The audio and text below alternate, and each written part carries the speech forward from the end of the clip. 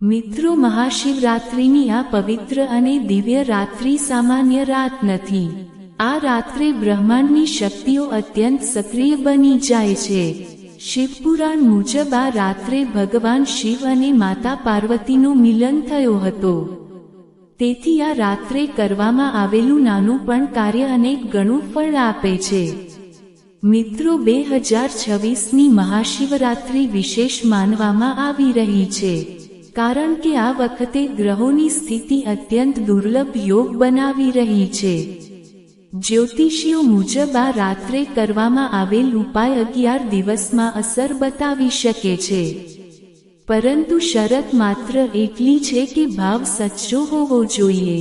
મિત્રો, શું છે એ એક કામ જે તમારું ભાગ્ય બદલી શકે છે?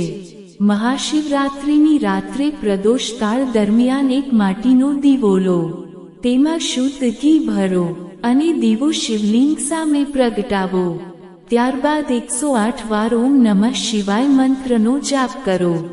જાપ કરતી વખતે તમારી આંખો બંધ રાખો અને મનમાં તમારી એક સૌથી મોટી ઈચ્છા સ્પષ્ટ રીતે કલ્પવો.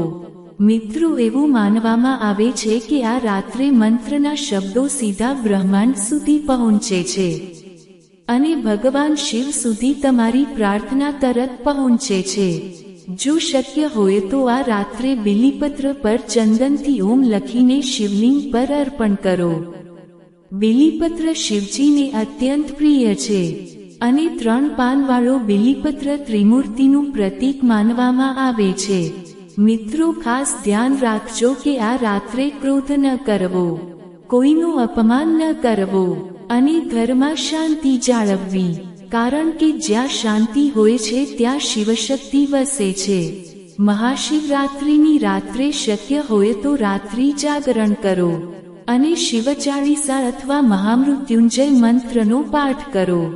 મહામૃત્યુંજય મંત્રને મૃત્યુ અને ભયને જીતનાર મંત્ર માનવામાં આવે છે. મિત્રો, ઘણા ભક્તોનો અનુભવ છે કે આ ઉપાય કર્યા પછી તેમના અટકેલા કામ શરૂ થઈ ગયા.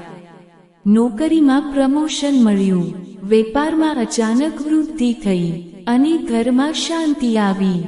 કારણ કે શિવજીને ભોળાનાથ કહેવામાં આવે છે. તેઓ ખૂબ જલ્દી પ્રસન્ન થાય છે, પરંતુ તેમને દેખાવ નહીં, સચ્ચાઈ ગમે છે.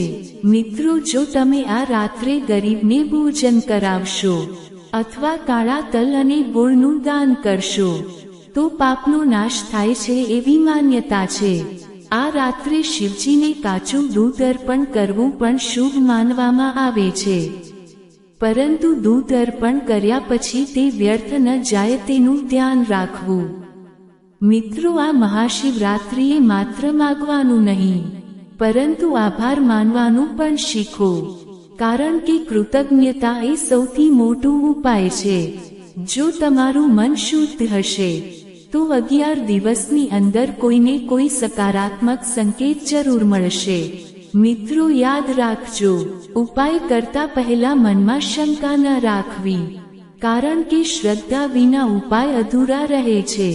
આ રાત્રે ભગવાન શિવને માત્ર એક વચન આપો કે તમે ખોટું કામ છોડશો અને સારા માર્ગ પર ચાલશો.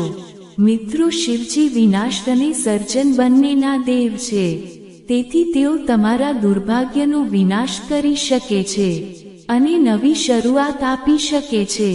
આ મહાશિવરાત્રિએ દીવો પ્રગટાવો, મંત્ર જાપ કરો અને સચ્ચા દિલથી પ્રાર્થના કરો.